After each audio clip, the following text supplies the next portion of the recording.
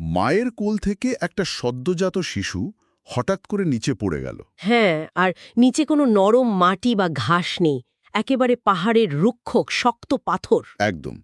মানে যে কেউ ভাববে একটা ভয়ঙ্কর ট্র্যাজেডি ঘটে গেল, কিন্তু না, শিশুটির গায়ে একটা আঁচড়ও লাগল না। উল্টো তার শরীরের তীব্র আছড়ে পড়ার ধাক্কায় সেই বিশাল পাথরটাই টুকরো টুকরো হয়ে ভেঙে পড়ল। ঠিক বলেছেন।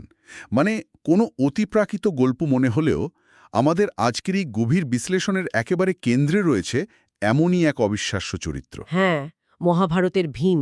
রাইট। আমাদের হাতে থাকা সোর্স মেটেরিয়াল, মানে Bhima the thunderous force of justice থেকে আজ আমরা এমন কিছু তথ্য তুলে আনব যা ভীম সম্পর্কে আমাদের প্রচলিত ধারণাকে একেবারে পাল্টে দেবে। একদম তাই। আজকের মূল উদ্দেশ্য হল এটা অনুসন্ধান করা যে ভীম কিভাবে তার ভয়ঙ্কর ধ্বংসাত্মক রূপ এবং ব্যক্তিগত ধর্মের মধ্যে একটা অসম্ভব ভারসাম্য বজায় রাখতেন। ঠিক আছে, চলুন বিষয়টি একটু ভেঙে দেখি। অনেকেই তো ভীমকে কেবল পেশি শক্তির প্রতীক বা একজন রকচটা যোদ্ধা হিসেবে দেখেন, তাই না? হ্যাঁ, যেন তার কাজই হলো শুধু গদা হাতে শত্রুদের পিটিয়ে মারা। কিন্তু এখানে সবচেয়ে চমকপ্রদ বিষয়টা হলো ভীমের শক্তি কেবল শারীরিক কোনো বিষয় নয়। বিষয়টা আর একটু ক্লিয়ার করবেন? মানে আমরা যদি খুব সূক্ষ্মভাবে বিশ্লেষণ করি তাহলে দেখব এটি আসলে নৈতিকতা, আবেগ এবং ন্যায়ের এক অত্যন্ত জটিল সংমিশ্রণ। ভীম শুধু পেশি দিয়ে লড়েননি, আচ্ছা। তিনি লড়েছেন তার ভেতরের এক অদম্য জীবনী শক্তি দিয়ে। আর ওই যে শুরুতে আপনি জন্মের গল্পটা বললেন, সেটা কিন্তু রূপক অর্থে অনেক বড় একটা বার্তা দেয়। মানে তার হাড়ের কাঠিন্য বা মাসেল পাওয়ারের বাইরেও কিছু আছে? একদম। পবনদেব বা বায়ুর আশীর্বাদে জন্ম নেওয়া ভীম যেন প্রকৃতির আদিম শক্তিরই একটা অংশ। শিশু অবস্থায় পাথর ভেঙে ফেলার ঘটনাটি আসলে এক বিশাল কাইনেটিক এনার্জি বা গতির শক্তির প্রকাশ।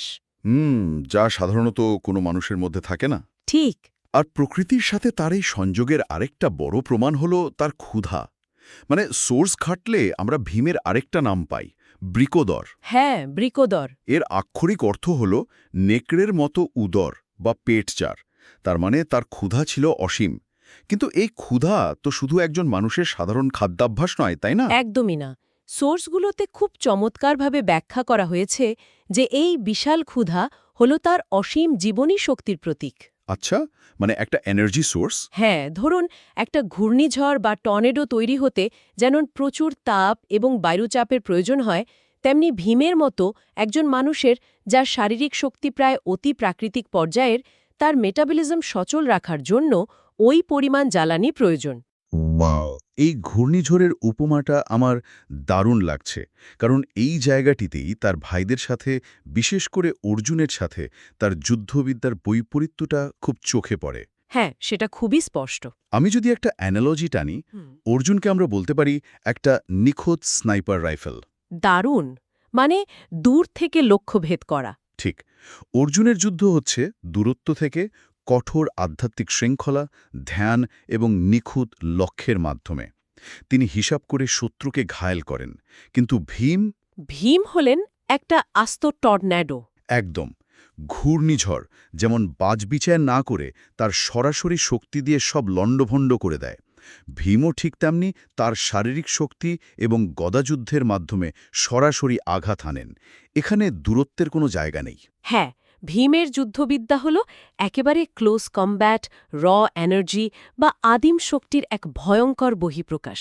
খুব সুন্দর একটা অ্যানালজি দিলেন, স্নাইপার আর টর্নেডো। থ্যাঙ্কস। তবে টর্নেডোর সাথে ভীমের একটা বড় পার্থক্য আছে। টর্নেডোর কোনো মরাল কম্পাস বা নৈতিক দিক নির্দেশনা থাকে না, কিন্তু ভীমের তা ছিল। মানে তার একটা উদ্দেশ্য ছিল। ঠিক। অর্জুনের যুদ্ধবিদ্যা যেখানে অনেক বেশি টেকনিক্যাল এবং পরিশীলিত, ভীম সেখানে তার এই আদিম ধ্বংসাত্মক শক্তিকে পুরোপুরি ফোকাস করেছিলেন একটি মাত্র উদ্দেশ্যে, রক্ষা করা। রক্ষা করা, রাইট? ভীম হলেন সেই প্রতিরক্ষামূলক ঢাল যা যে কোনো বিপদে তার পরিবারকে আগলে রেখেছে। তার শক্তি কেবল ধ্বংসের জন্য নয়, সেটা ছিল টিকে থাকার অন্যতম প্রধান হাতিয়ার। রক্ষক হিসেবে তার ভূমিকার কথা উঠলেই যৌতুগৃহ বা লাক্ষাগৃহের ষড়যন্ত্রের সময়ের ঘটনাটা মনে পড়ে যায়। ও হ্যাঁ, ভয়ঙ্কর একটা রাত ছিল সেটা। চারদিকে আগুন জ্বলছে। সেই ভয়ঙ্কর বিপদের রাতে ভীম কি করেছিলেন? তিনি তার মা কুন্তি এবং 4 ভাইকে নিজের কাঁধে তুলে নিয়েছিলেন। ব্যাপারটা একবার কল্পনা করা যাক। 5 জন প্রাপ্তবয়স্ক মানুষকে ঘাড়ে করে রাতের অন্ধকারে ছুটে চলা। একদম গহীন এবং বিপদসংকুল জঙ্গল দিয়ে তিনি ছুটে চলেছিলেন। শুধু শারীরিক শক্তি নয়, কি পরিমাণ মনস্তাত্ত্বিক দায়িত্ববোধ থাকলে একজন মানুষ পুরো পরিবারের ভার এভাবে নিজের কাঁধে তুলে নিতে পারে? ঠিক ওই জায়গাটাতেই ভীম আর 10 জন যোদ্ধার চেয়ে আলাদা। যতুগৃহ থেকে পালানোর পর তারা যখন ক্লান্ত, পরিশ্রান্ত, তখন ভীম একা জেগে পাহারা দিয়েছেন। হ্যাঁ, কোনো ক্লান্তি নেই তার। এরপর বকাসুর এবং হিডিম্বের মতো ভয়ঙ্কর রাক্ষসদের সাথে তার লড়াইয়ের ঘটনাগুলো দেখুন। বকাসুরের ক্ষেত্রে বিষয়টা খুবই ইন্টারেস্টিং। ওই যে খাবারের ব্যাপারটা। হ্যাঁ, একটা পুরো গ্রাম যখন বকাসুরের ভয়ে তটস্থ, তখন ভীম নিজে থেকে এগিয়ে গেলেন। তিনি শুধু বকাসুরকে বধই করলেন না, বকাসুরের জন্য পাঠানো খাবারগুলো তার চোখের সামনে বসে খেলেন। হ্যাঁ, মানে রীতিমতো অপমান করা। একদম তাই। এটা ছিল ভয়কে সরাসরি চ্যালেঞ্জ করা, শত্রুর অহংকারকে মানসিকভাবে গুঁড়িয়ে দেওয়া। শত্রুকে মানসিকভাবে গুড়িয়ে দেওয়ার এই প্যাটার্নটা কিন্তু আমরা অজ্ঞাতবাসের সময়ও দেখি, যখন দ্রৌপদীকে কিবক লাঞ্ছিত করার চেষ্টা করে। হ্যাঁ, কিবকবধের ঘটনা। তখন ভীম কোনো নিয়ম বা পরিণতির পরোয়া করেননি। কিবককে তিনি এমনভাবে বধ করেছিলেন যা ছিল রীতিমতো রোমহর্ষক। দ্রৌপদীর সম্মানের উপর সামান্যতম আঁচ ভীম কখনোই সহ্য করতে পারতেন না। তিনি ছিলেন পরিবারের আল্টিমেট ডিফেন্ডার। আচ্ছা, একটু থামাই এখানে। আমার একটা খটকা লাগছে এই জায়গায়, একটু পুশব্যাক করতে চাই। হ্যাঁ, বলুন না। ভীমের এই যে প্যাটার্ন, তীব্র রাগ, প্রতিশোধের স্পৃহা, একটুতেই জ্বলে ওঠা, শত্রুকে নির্মমভাবে শেষ করে দেওয়া, এটা কি তাকে একজন অস্থিরশীল এবং বিপজ্জনক মানুষে পরিণত করে না? Interesting point. মানে আমরা তো মহাকাব্যের হিরো বলতে যুধিষ্ঠিরকে বুঝি, যিনি সবসময় শান্ত, দার্শনিক, চোখের সামনে অন্যায় হতে দেখলেও যুধিষ্ঠির বৃহত্তর শান্তির কথা ভেবে চুপ থেকেছেন বা নিয়মের দোহাই দিয়েছেন। হ্যাঁ, যুধিষ্ঠিরের ধরনটাই ওরকম। তার বিপরীতে ভীমের এই আগ্রাসী রূপ কি হিরোইজমের ধারণার সাথে সাংঘর্ষিক নয়? একজন হিরোর তো নিজের রাগের উপর নিয়ন্ত্রণ থাকা উচিত। এই প্রশ্নটা আসাটা খুবই স্বাভাবিক, কারণ আমরা সাধারণত হিরোদেরকে খুব গোছানো এবং নিয়ন্ত্রিত কাঠামোর মধ্যে দেখতে অভ্যস্ত। কিন্তু যদি আমরা বিষয়টাকে বৃহত্তর প্রেক্ষাপটের সাথে মিলাই, আচ্ছা, অম্ভে দুর্বলকে আঘাত করেননি। তার টার্গেট সবসময় শোষক ছিল। ঠিক। তার রাগ সবসময় অবিচার, প্রতারণা এবং শোষণের বিরুদ্ধে একটা প্রতিক্রিয়া হিসেবে কাজ করেছে। যুধিষ্ঠিরের প্যাসিভ বা নিষ্ক্রিয় শান্তির একটা বড় দুর্বলতা আছে। সেটা কি? অনেক সময় এই নিষ্ক্রিয়তা অন্যায়কে প্রশ্রয় দেয়। আধুনিক যুগের একটা উদাহরণ দেওয়া যাক। হ্যাঁ, দিন। আজকের দিনের কোনো কর্মক্ষেত্র বা সামাজিক নেতৃত্বের কথা ভাবুন, যেখানে সিস্টেম বা নিয়মকানুন কাজ করছে না, একটা বড় ধরনের শোষণ বা বুলিং চলছে। হ্যাঁ, খুব কমন একটা সিনারিও। সেখানে একজন লিডার যদি শুধু চুপচাপ নিয়মের দোহাই দিয়ে বসে থাকেন, তাহলে কি তিনি তার টিমের প্রতি সুবিচার করছেন? একদমই না। অনেক সময় দুর্বলকে রক্ষা করার জন্য আপোষহীন হতে হয়।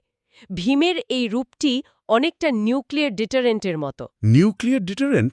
ওয়াও! হ্যাঁ, চরম অন্যায়ের বিরুদ্ধে ভয়ঙ্কর শক্তির উপস্থিতিই অনেক সময় সবচেয়ে বড় রক্ষাকবচ হিসেবে কাজ করে। ভীম আমাদের শেখান যে অন্যায় দেখে চুপ থাকা বা নিষ্ক্রিয় শান্তি বজায় রাখাটা সবসময় পুণ্য নয়। বরং শোষকের বিরুদ্ধে গর্জে ওঠাই অনেক সময় প্রকৃত ধর্ম, তাই না? একদম ঠিক বলেছেন। এই নিউক্লিয়ার ডিটারেন্টের কনসেপ্টটা দারুণ। মানে তার রাগটা আসলে একটা ঢাল, আর ভীমের এই রাগের বীজ তো আসলে একদিনে বোনা হয়নি। সোর্স ঘাঁটলে দেখা যায় এই অন্যায়ের শুরুটা হয়েছিল একেবারে ছোটবেলা থেকে। হ্যাঁ, দুর্যোধনের সাথে তার দ্বন্দ্বের মাধ্যমে। দুর্যোধন ভীমের রেষারেষিটা কেবল ভাইয়ে ভাইয়ে সাধারণ ঝগড়া ছিল না। দুর্যোধন ভীমের শক্তিকে এতটাই ভয় পেতেন যে শৈশবেই তাকে পৃথিবী থেকে সরিয়ে দেওয়ার ষড়যন্ত্র করেছিলেন। সেই বিষ খাইয়ে নদীতে ফেলে দেওয়ার ঘটনা? ঠিক, ভীমকে বিষ খাইয়ে নদীর জলে ফেলে দেওয়া হয়েছিল। হ্যাঁ, এবং সেই ঘটনাটা ভীমের মনস্তত্ত্বে এবং শারীরবিদ্যায় কি অদ্ভুত পরিবর্তন এনেছিল সেটা সোর্সগুলোতে খুব চমকপ্রদভাবে ব্যাখ্যা করা হয়েছে। পাতাল বা নাগরাজ্যের ঘটনাটা। হ্যাঁ, নদীর তলদেশে পাতাল বা নাগরাজ্যে চলে যাওয়ার পর ভীম কিন্তু মারা যাননি, বরং বিষে মারা যাওয়ার বদলে নাগরাজ্যে বিষাক্ত সাপের কামড় তার শরীরে এক অবিশ্বাস্য রিয়াকশন তৈরি করে।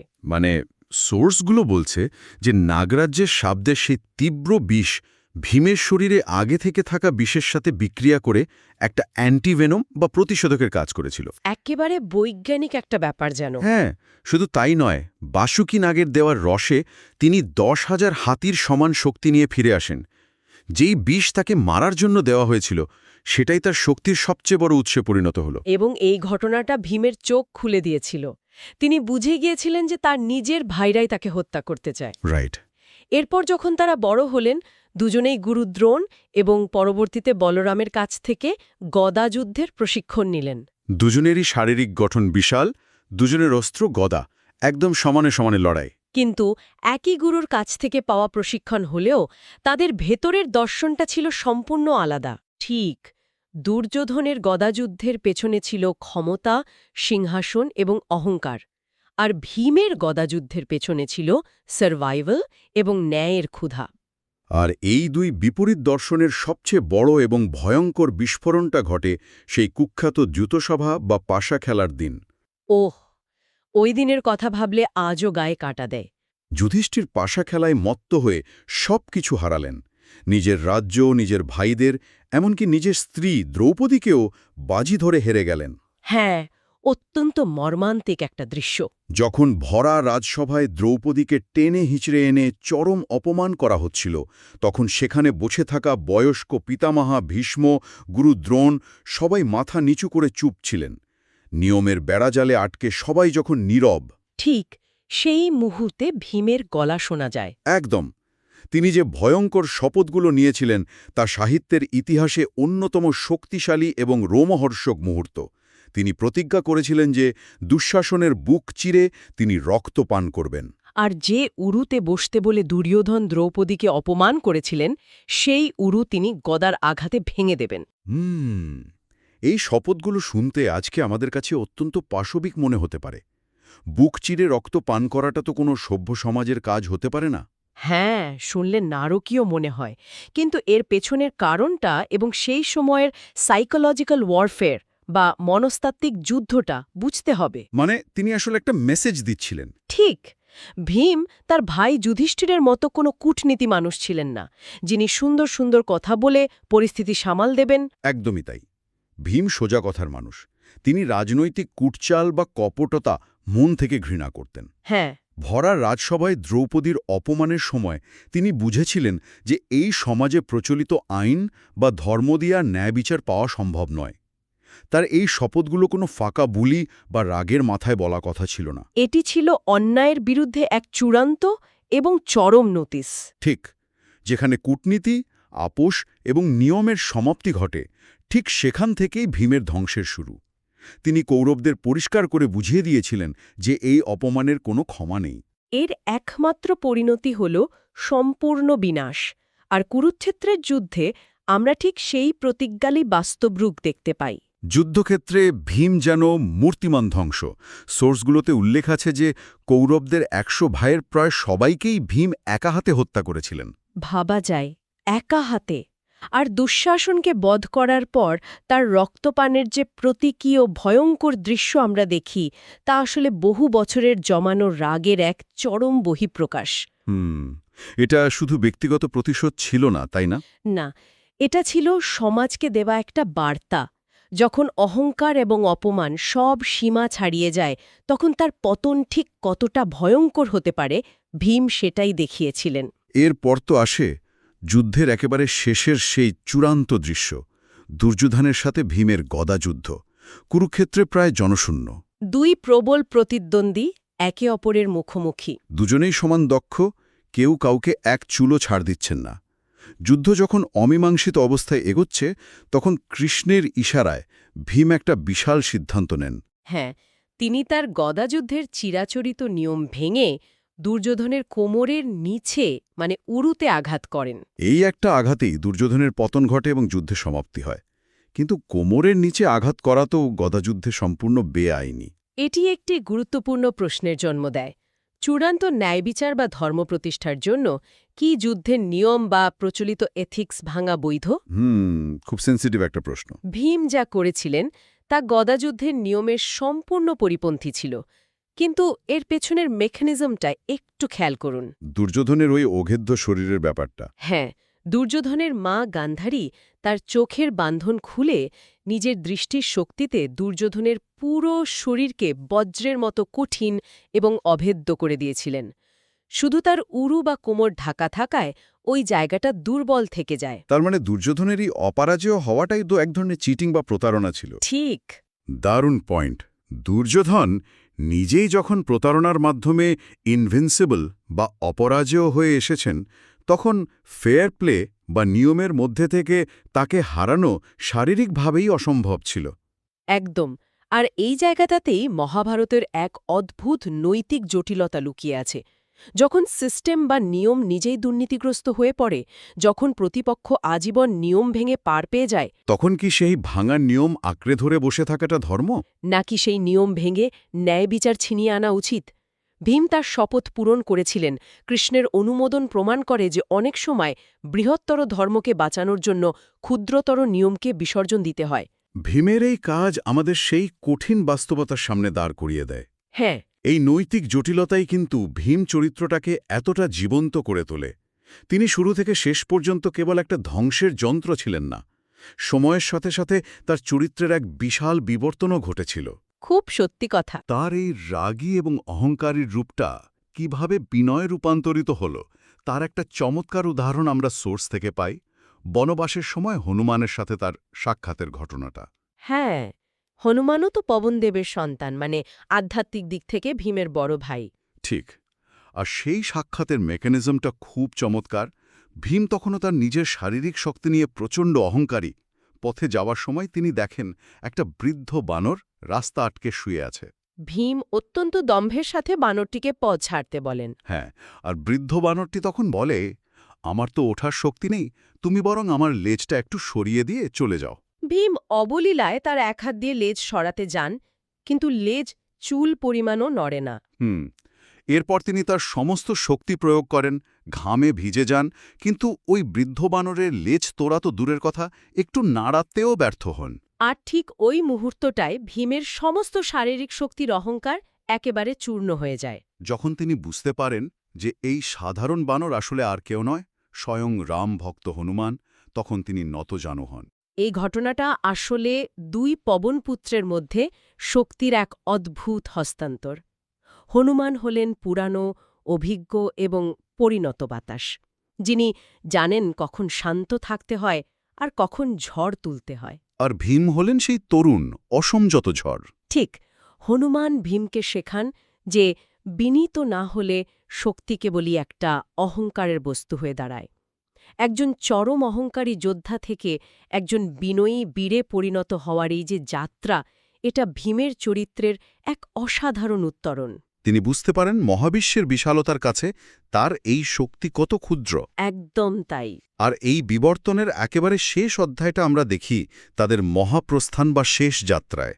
জীবনের একেবারে শেষে এসে সবকিছু ত্যাগ করে হিমালয়ের বরফ ঢাকা পাহাড়ি পথে হাঁটতে হাঁটতে ভীম যখন মাটিতে লুটিয়ে পড়েন, হ্যাঁ, তখন তার আর ওঠার শক্তি নেই। যুধিষ্ঠিরকে তিনি জিজ্ঞেস করেন, আমার পতনের কারণ কি? যুধিষ্ঠিরের একটা খুব নির্মম কিন্তু সত্যি কারণ বলেছিলেন। হ্যাঁ, তিনি বলেছিলেন নিজের অসীম শক্তি এবং অপরিসীম ক্ষুধার প্রতি ভীমের যে প্রচ্ছন্ন অহংকার ছিল, সেটাই ছিল তার দুর্বলতা এবং পতনের কারণ। এর থেকে একটা জিনিস খুব পরিষ্কার বোঝা যায় যে সোর্সগুলো ভীমকে কোনো নিখুঁত, দাগহীন বা ত্রুটিমুক্ত হিরো হিসেবে উপস্থাপন করার চেষ্টাই করেনি।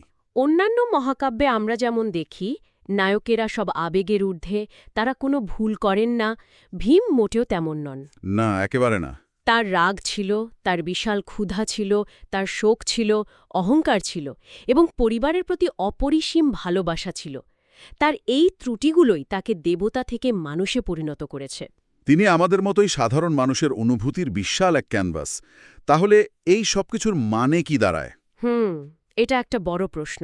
আজকের এই গভীর বিশ্লেষণ থেকে আমরা দেখলাম যে ভীম শুধু একজন পেশী শক্তিসম্পন্ন যোদ্ধা ছিলেন না, তিনি ছিলেন ন্যায়ের এক বজ্রকঠিন রূপ। একদম। তিনি তার ভেতরের প্রচণ্ড আবেগ এবং তীব্র রাগকে এমনভাবে পরিচালনা করেছিলেন যা শেষ পর্যন্ত ধর্মপ্রতিষ্ঠা এবং দুর্বলকে রক্ষায় সবচেয়ে বড় ভূমিকা রেখেছিল। আমরা এতক্ষণ আলোচনা করলাম যে কিভাবে ভীম ন্যায় বিচার প্রতিষ্ঠার জন্য যুদ্ধের নিয়ম ভাঙতে বাধ্য হয়েছিলেন। যেভাবে তিনি একটা দুর্নীতিগ্রস্ত সিস্টেমকে ধ্বংস করার জন্য চরম উপায় বেছে নিয়েছিলেন। ঠিক, কিন্তু এই পুরো বিষয়টা আমাদের সামনে একটা নতুন এবং বেশ অস্বস্তিকর ভাবনা জন্ম দেয়। সেটা কি? যদি সমাজকে বাঁচানোর জন্য, ন্যায় বিচার প্রতিষ্ঠার জন্য আপনাকে চিরাচরিত নিয়ম, এথিক্স এবং কাঠামোর একেবারে শিকড় ধরে টান দিতে হয়, আচ্ছা। যদি বৃহত্তর ধর্মকে রক্ষার জন্য আপনাকে খোদ ধর্মের নিয়মই চূর্ণবিচূর্ণ করতে হয়, তবে কি দিন শেষে বিজয়ী হয়ে আপনি একটা নতুন এবং সুন্দর পৃথিবীর উত্তরাধিকারী হন, নাকি আপনার হাতে শুধু পড়ে থাকে একটা ভাঙাচোরা, ধ্বংসপ্রাপ্ত শূন্য পৃথিবী? ব্যাপারটা একটু ভেবে দেখবেন।